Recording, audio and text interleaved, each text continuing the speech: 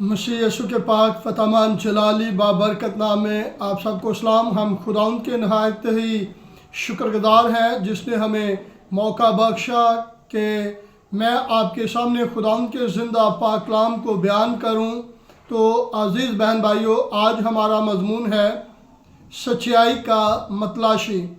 मेरा नाम डॉक्टर बशीर अठवाल है और आप देख रहे हैं डॉक्टर बशीर अठवाल ऑफिशियल।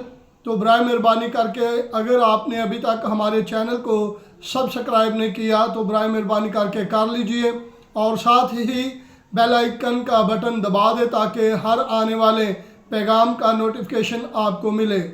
आए हम कलाम अक़दस में से तिलावत करते हैं रसूलों के अमाल और उसका 10 बाब पहली आयत से लेकर हम 3 आयत तक कलाम अक़दस की तिलावत करेंगे।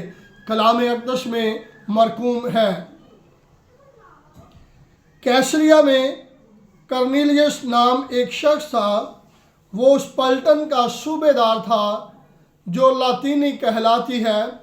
वो दीनदार था और अपने सारे घराने समेत खुदा से डरता था और यहूदियों को बहुत खरायत देता और हर वक्त खुदा से दुआ करता था। उसने तीसरे पहर के करीब रोया में साफ साफ देखा कि खुदा का फरिश्ता मेरे पास आकर कहता है, कर्नेलियस। उसने उसको गौर से देखा और डर कर कहा, खुदावंद क्या है?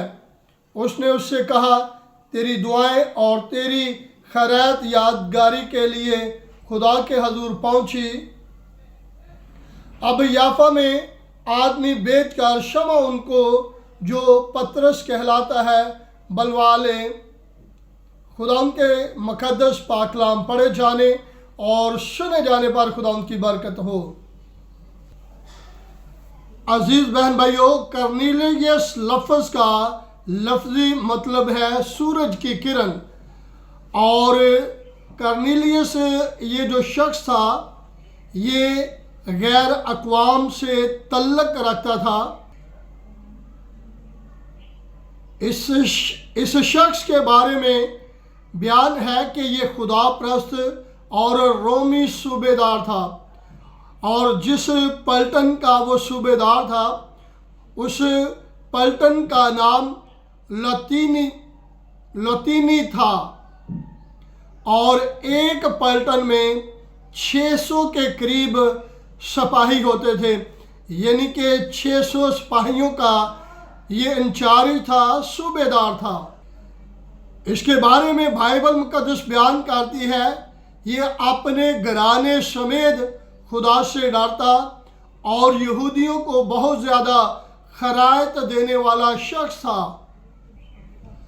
और बाइबल मुक़द्दस में सिखाती है कि खुदा का फरिश्ता इसके पास आया और उसने कहा, कर्नेलियस, तेरी दुआएं खुदा के हजूर यादगारी के तौर पे पहुंच गई है, लिहाजा तू पतरस को जो शमौन दबाग के गार में मेहमान है उसको बुला ले और उससे खुदावंद के जिंदा पाक कलाम को सुन।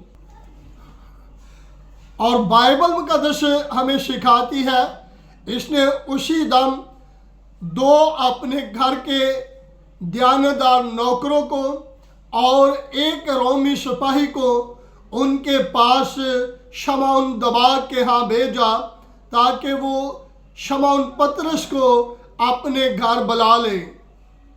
अब गौर तलब बात है, उसने किसी ऐरे गैरे से ये बात नहीं की बल्कि उसने ईमानदार शख्सों के साथ की है। और रोमी सिपाही को साथ भेजने का मकसद है कि वो तारीख़ी तौर पे, कानून के तौर पे उसको भेजा ताकि एक सनद रहे कि कर्नेलियस ने हुकूमत के ओहदे को भी यहाँ पे इस्तेमाल किया है। और बाइबल मुक़द्दस हमें सिखाती है कि दूसरे दिन जब वो राही में थे तो पतरस को भूख लगी और अभी खाना तैयार हो रहा था तो मुक़द्दस पतरस जो है ये छत पे चले जाते हैं और थोड़ी देर आराम करते हैं और उसी दम ان پر بے خودی چھا جاتی ہے، اور ایک چیز جو چادر نما کی تھی اس میں زمین کے ہر قسم کے اڑنے والے پرندے اور رینگنے والے جانور تھے۔ اور کلام بیان کرتا ہے کیونکہ پطرس کو بھوک لگی ہوئی تھی اور ابھی کھانا تیار ہو رہا تھا، تو آسمان سے آواز آئی، پطرس اٹھ اور ذبح کر اور انہیں کھا۔ تو کلام بیان کرتا ہے پطرس نے کہا، اے خداوند تجھے معلوم ہے کہ میں کوئی حرام چیز نہیں کھاتا۔ تو خداوند نے اسے کہا، پطرس جن چیزوں کو میں نے بنایا ہے تو نے حرام نہ کہے۔ اور 3 بار ایسا ہی ہوا، اور جب وہ اس رویا کے بارے میں اس کے خیال میں سوچ رہا تھا تو 3 شخص شمعون کے دروازے پر شمعون پطرس کے بارے میں پوچھ رہے تھے، اور جب اسے پتہ چلا تو اس نے انہیں اپنے پاس بلایا اور ان کی مہمان نوازی کی اور بے کھٹکے ان کے ساتھ ہو لیا، اور جا کر مقدس شمعون کرنیلیس کے گھر میں جاتے ہیں۔ جب مقدس شمعون پطرس کرنیلیس کے گھر جاتے ہیں تو کلام بیان کرتا ہے کرنیلیس نے ان کے آنے سے پہلے اپنے تمام رشتہ داروں اور دلی دوستوں کو بلوا لیا تاکہ وہ بھی خداوند کا زندہ پاک کلام مقدس پطرس کے وسیلہ سے سنے۔ اور کلام بیان کرتا ہے جب مقدس پطرس وہاں پہنچے تو کرنیلیس نے جھک کر مقدس پطرس کو سجدہ کیا، اور بائبل مقدس ہمیں سکھاتی ہے مقدس پطرس نے اسے اٹھایا اور کہا، اٹھ، میں بھی تیری طرح کا انسان ہی ہوں۔ اور بائبل مقدس ہمیں سکھاتی ہے مقدس پطرس اس کے ساتھ اندر گیا تو بہت سارے لوگوں کو جو غیر اقوام سے تعلق رکھتے تھے ان کو بھی بہت زیادہ لوگوں کو دیکھ کر مقدس پطرس نے یہ الفاظ کہنا شروع کیے۔ تو مقدس پطرس نے کہا، تم تو جانتے ہو کہ یہودیوں کو غیر اقوام کے پاس جانا ناجائز ہے، لیکن خدا نے مجھ پر ظاہر کیا اور بتلایا کہ تو کسی چیز کی کسی انسان کو نجس یا ناپاک نہ جان، اور جیسے ہی مجھے یہ خبر ملی تو میں چلا آیا۔ اور بائبل مقدس ہمیں سکھاتی ہے کہ جب مقدس پطرس رسول نے خداوند یسوع مسیح کی حیات اقدس کے بارے میں ان کے ساتھ کلام کرنا شروع کیا، یسوع مسیح کا صلیب پر چڑھنا، مر جانا اور تیسرے دن مردوں میں سے جی اٹھنے کے بارے میں جب کلام کیا تو ان تمام لوگوں پر روح القدس نازل ہوا اور وہ سب کے سب غیر زبانیں بولنے لگے۔ اور مقدس پطرس نے کہا، اب کوئی پانی کو روک سکتا ہے کہ یہ بپتسمہ نہ پائیں؟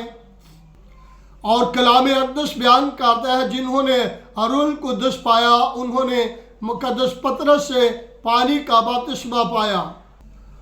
اور کلام اقدس ہمیں سکھاتا ہے کہ جب بھائیوں کو پتہ چلا کہ مقدس پطرس غیر اقوام کے پاس گئے ہیں تو وہ اس بات سے پطرس سے خفا ہوئے کہ تم غیر اقوام کے پاس کیوں گئے تھے، لیکن کلام اقدس بیان کرتا ہے کہ مقدس پطرس نے جو اس پر بے خودی کے عالم پہ چیز نازل ہوئی تھی اور 3 بار نازل ہوئی تھی اور 3 بار خدا کی طرف سے اسے آواز آئی تھی، اس کے بارے میں جب اس نے امانداروں کو بتلایا، مقدس پطرس نے کہا وہی نعمت جو ہمیں خداوند یسوع مسیح پر ایمان لانے کی صورت میں ملی تھی وہی انہیں ملی تھی۔ تو میں کون ہوتا کہ خدا کو روک سکتا؟ اور امانداروں نے جب مقدس پطرس رسول سے یہ تمام واقعہ سنا تو وہ حیران ہو گئے۔ پھر تو بے شک خدا غیر قوموں کے لیے بھی ज़िंदगी के लिए तौबा की तौफीक बख्शी है। खुदा के मुकद्दस पाक कलाम पढ़े जाने और सुने जाने पर खुदा की बरकत हो।